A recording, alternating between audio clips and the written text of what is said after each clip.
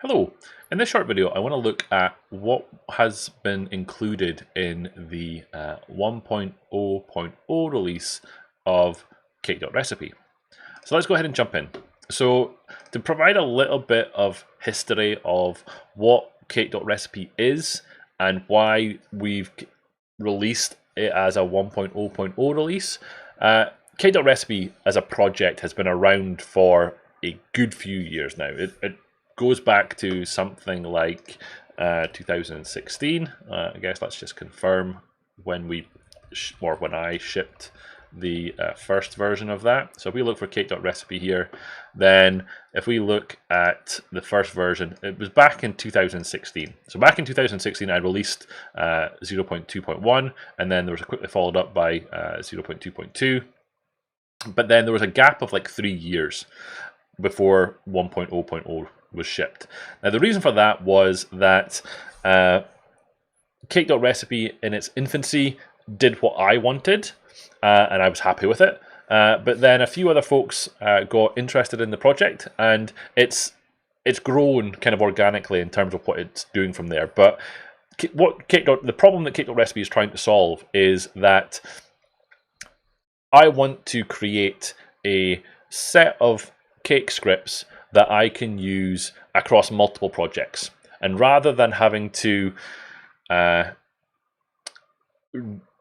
make a change in one project to then figure out, oh, that's quite useful, I want it to be available on this other project over here as well, I want to put that work into one project. So if I want to extend my build process to include sending a Twitter message at the end of the build process, I want to write that once and then be able to consume it across multiple projects.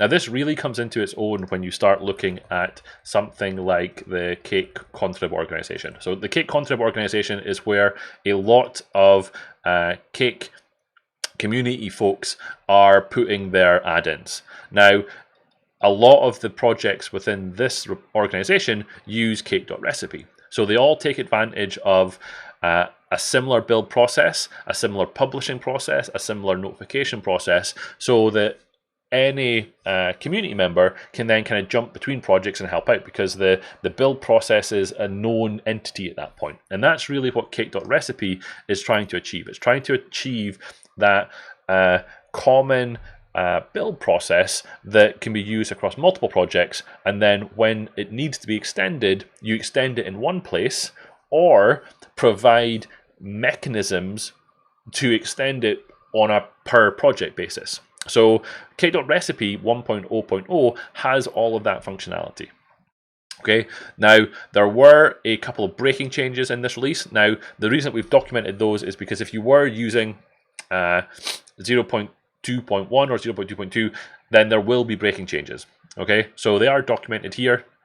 And there's a lot of features being added. So in those 3-year period, multiple things have been added. I'm not going to go into each individual feature here because there's quite a lot of them. But I would encourage you to take a look at some of the projects that are known to be using Cake.Recipe 1.0.0. There's quite a few of them within the Cake-Contrib organization. But in terms of the workflow, it will attempt to it will look at what your solution is. There is the concept now of doing a .NET Core build and an MS build. So you can change the entry point within your recipe.cake file to say whether you are doing a .NET Core build or whether you're doing an MS build. And then there is obviously the concept of running unit tests contained within that. It will then look to see if there are NuGet packages being created as part of the build process, or whether there are chocolatey packages being created as part of the build process.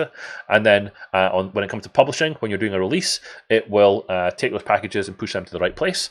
It will generate release notes for you using Git version as the underlying process for establishing the semantic version number of the repository. It will allow you to send notifications to email, to Twitter, to Gitter, to Slack, all of those things. So all of those things that take you away from actually providing the actual functionality you're trying to provide within your project. Cake.Recipe takes ownership of all of that, and that's where that information will reside. But it leaves you knowing that you can generate the business value or the utilities that you're trying to provide within your code, rather than having to worry about doing the actual build process. So at the minute in Cake.Recipe, it uses AppVeyor as the build CI system. So there is a coupling between Cake.Recipe and AppVeyor as the build agent. In future versions of Cake.Recipe, we will look to kind of split that out so that you have the option of doing the build on other platforms. But for now, that is the current state of play there. And that's kind of all I wanted to say. It's been a long road to get here, but now that we have got this release, it is being used in anger across multiple projects within the Cake-Contrib organization. So I would encourage you to take a look at those. And that's about all I've got to say about it. So thank you very much. I hope this has been useful.